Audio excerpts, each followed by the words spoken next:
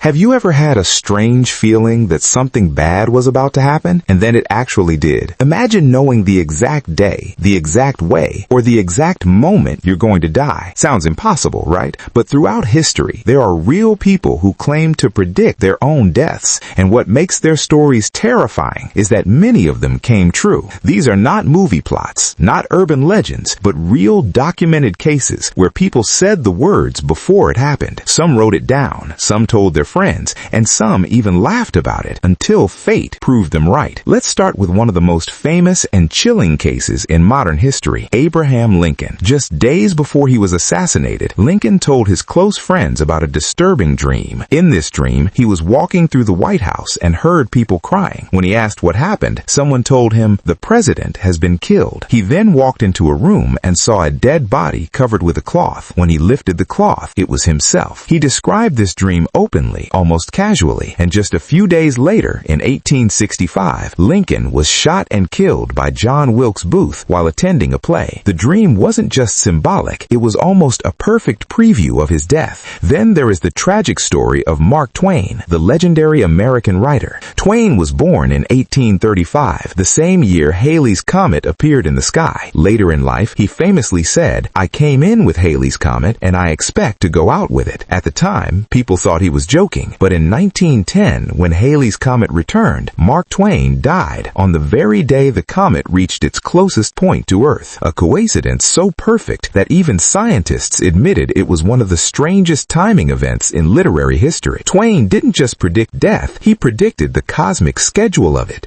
Another unsettling case is James Dean, the Hollywood actor known for his role in Rebel Without a Cause. Dean was obsessed with fast cars and had just bought a brand new Porsche 550 Spider, which he called Little Bastard. But what's creepy is that Dean kept telling people he felt the car was cursed. He even said, "If I get in that car, I'll be dead within a week." A few days later, in 1955, James Dean died in a brutal car crash while driving that exact car. He was only 24 years old. His warning wasn't dramatic. It was specific, emotional, and frighteningly accurate. Now let's talk about Titanic, one of the most famous disasters in human history. Many passengers reportedly felt uneasy before boarding the ship. Some canceled their tickets at the last moment, saying they had bad feelings. But one man, William Thomas Stead, a journalist, had already written multiple stories about ships sinking due to lack of lifeboats. He even warned people about it in real life. Before boarding Titanic, he reportedly said something along the lines of, "I've always known I'd die at sea." And in 1912, when Titanic struck the iceberg, Stead went down with the ship. The man who warned the world about maritime disasters became part of one. But here's where it gets even darker. Some people didn't just sense death, they scheduled it mentally. Take Bob Marley, the legendary musician. Years before his death, Marley believed he wouldn't live long. He once said, "Money can't buy life." He refused aggressive cancer treatment because of his beliefs and lifestyle, saying he felt his time was limited anyway. He died at just 36 years old. Whether it was fate, intuition, or self-acceptance, Marley lived with the awareness that his story would end early. Psychologists call this phenomenon death premonition, a deep subconscious awareness that something is about to end. Some say it's intuition, others say it's coincidence. But when these predictions line up with reality again and again, it becomes hard to ignore. Is the human brain capable of sensing its own end? Or are we just connecting dots after the fact? Because what you're about to hear next are the cases where people didn't just feel it, they left behind exact dates, exact times, and even final messages that only made sense after they were gone. And those stories are even more disturbing than anything you've heard so far. Some predictions are vague, a bad feeling, a strange dream, but the cases you're about to hear now are far more disturbing because these people didn't just sense death, they wrote it down. They gave exact dates, exact words, and in some cases even prepared their own goodbyes. What makes it terrifying is not just that they died, it's that they died exactly how, when, and where they said they would. One of the most chilling stories is that of Edgar Allan Poe, the master of horror himself. Poe spent his life writing about death, madness, and the human mind, but toward the end of his life, his friends noticed something strange. Poe often spoke about dying young and said he felt like he was already half in the grave. In letters, he hinted that he wouldn't live much longer and that his death would be mysterious. In 1849, Poe was found wandering wandering the streets of Baltimore, confused, wearing someone else's clothes, and unable to explain what had happened to him. A few days later, he died under unknown circumstances. To this day, no one knows exactly how Edgar Allan Poe died. Just like he predicted, his ending became one of the greatest mysteries in literary history. Then there is the case of Mother Teresa. While not a dark or fearful story, it is still deeply unsettling. In private letters, she wrote that she felt her mission was complete and that she wouldn't live much longer after fulfilling it. In 1997, after finishing her final global humanitarian efforts and seeing her organization fully established, her health suddenly collapsed. She died just days later. Those close to her said they seemed emotionally prepared, calm, and almost relieved, as if she already knew the chapter was ending. But one of the most precise and horrifying examples comes from Miklos Toldi, a Hungarian man who allegedly told his family the exact day he would die after experiencing repeated dreams of his own funeral. He prepared documents, said his goodbyes, and insisted nothing could change it. On the exact date he mentioned, he collapsed from a sudden heart failure. Doctors found no prior serious conditions. While not widely famous, this case is often cited in psychological studies about death intuition and subconscious awareness. Now let's talk about a modern and extremely documented case, Steve Jobs. Years before his death, Steve Jobs gave a famous Stanford speech where he said, "Remembering that I'll be dead soon is the most important tool I've ever encountered to help me make the big choices in life." But behind the scenes, Jobs reportedly told close friends that he felt he had limited time, even before his cancer diagnosis became public. He delayed surgery, tried alternative treatments, and once admitted that he believed he had already crossed a point of no return. In 2011, Steve Jobs died at the age of 56. His final recorded words were simple, "Oh wow, oh wow, oh wow," as if he was witnessing something he had already expected. Then there is the eerie story of Chris McCandless, the young man whose life inspired the movie Into the Wild. Before disappearing into the Alaskan wilderness, Chris gave away his money, cut contact with everyone, and wrote in his journal as if he knew he wouldn't return. He wrote lines like, "I now walk into the wild, and this is the last goodbye." Months later, he was found dead in an abandoned bus, likely from starvation or poisoning. His journal ended exactly where his life ended. No rescue attempt, no regret, just acceptance. What makes these cases terrifying is not just that people predicted death, it's that many of them stopped fighting it. They behaved as if their minds had already processed something their bodies hadn't yet experienced. Neuroscientists believe the brain can pick up on tiny biological changes long before symptoms appear. Others believe it's spiritual, that humans have an unconscious connection to time, fate, or destiny. But here's the most disturbing question of all. If the human mind can sometimes predict death, then how many people feel it and never talk about it? Because in the final part, you're going to hear the stories of people who predicted their deaths on camera, on social media, and in their last recorded words, moments that now feel less like coincidence and more like warnings from the future. Some predictions are vague, a bad feeling, a strange dream, but the cases you're about to hear now are far more disturbing because these people didn't just sense death, they wrote it down. They gave exact dates, exact words, and in some cases even prepared their own goodbyes. What makes it terrifying is not just that they died, it's that they died exactly how, when, and where they said they would. One of the most chilling stories is that of Edgar Allan Poe, the master of horror himself. Poe spent his life writing about death, madness, and the human mind, but toward the end of his life, his friends noticed something strange. Poe often spoke about dying young and said he felt like he was already half in the grave. In letters, he hinted that he wouldn't live much longer and that his death would be mysterious. In 1849, Poe was found wandering the streets of Baltimore, confused, wearing someone else's clothes, and unable to explain what had happened to him. A few days later, he died under unknown circumstances. To this day, no one knows exactly how Edgar Allan Poe died. Just like he predicted, his ending became one of the greatest mysteries in literary history. Then there is the case of Mother Teresa. While not a dark or fearful story, it is still deeply unsettling. In private letters, she wrote that she felt her mission was complete and that she wouldn't live much longer after fulfilling it. In 1990, in the digital age, death predictions became even more unsettling. unsettling, because now some of them were recorded on camera, on social media, in voice notes and final posts that only made sense after the person was gone. These weren't ancient stories or historical mysteries. These were modern people who looked straight into a lens, typed out a sentence, or said a casual line that turned into their final prophecy. One of the most disturbing cases is Etika, a popular YouTuber and streamer. In 2019, Etika posted a series of emotional videos and messages where he talked about not being here much longer. In his final video, he apologized to his fans, said he felt like a burden, and clearly implied he was going to die. Many people thought it was just another mental breakdown, until days later, his body was found in the East River in New York. What makes this case horrifying is that millions of people watched his goodbye in real time, not realizing it was actually a farewell. Then there's the eerie story of Christina Grimmie, a rising YouTube singer. Before a live concert in 2016, she reportedly told her family she felt nervous in a strange way, like something bad was going to happen. She even hesitated about meeting fans that night. During the meet and greet after her show, she was shot and killed by an obsessed fan. Later, people revisited her interviews and noticed how often she talked about living fast, appreciating life, and feeling like her journey might be short. Her words suddenly felt less inspirational and more like hidden goodbyes. Another chilling example is Paul Walker, the actor from Fast and Furious. Walker was known for his love of cars, but he had also told friends multiple times that he felt he wouldn't live long. In one interview, he joked, "If I die in a car crash, at least people will know I was happy." In 2013, he died in a high-speed car accident while riding with a friend. The quote that once sounded casual became painfully prophetic. Social media is filled with these moments. One of the most viral cases is of a young girl who tweeted, "I don't think I'll make it past 18. A year later, she died from a rare medical condition. Another man posted on Facebook, "If anything happens to me, I love you all," just hours before being killed in an accident. At the time, the post seemed emotional or dramatic. After their deaths, they became digital gravestones. Psychologists call this anticipatory awareness, when the brain emotionally prepares for an ending before it happens. It's not necessarily psychic. It could be intuition, stress, depression, or subconscious pattern recognition. But when these people say the exact thing that later becomes reality, it feels less like science and more like destiny. The most terrifying part is this. These people didn't scream. They didn't panic. Most of them spoke calmly, casually, even jokingly, as if some part of them had already accepted the future. And maybe that's the real horror. Not that death can be predicted, but that sometimes, deep down, we already know. The most unsettling theory of all is not supernatural. It's biological. Scientists and doctors have discovered that the human body often begins shutting down long before the conscious mind realizes it. Tiny changes in hormones, brain chemistry, heart rhythm, and immune function can start months or even years before death. The scary part is that the subconscious mind can sometimes feel these changes, even when medical tests show nothing. That means some people may not be predicting death, they may be detecting it. Doctors call this phenomenon terminal lucidity and end-of-life awareness. Many patients, especially those with serious illnesses, suddenly become extremely calm days or weeks before dying. They start giving away possessions, fixing relationships, saying things like, "I won't be here much longer," even when their condition doesn't seem critical. Nurses in hospitals and hospices say this happens so often that they've learned to take it seriously. When a patient starts talking like that, death usually follows shortly after. One famous case is Randy Pausch, the professor who gave the last lecture. After being diagnosed with terminal cancer, he didn't just accept it, he planned his ending. He recorded videos, wrote messages for his children, and structured his final months like a closing chapter. But what's disturbing is that even before doctors gave him a final timeline,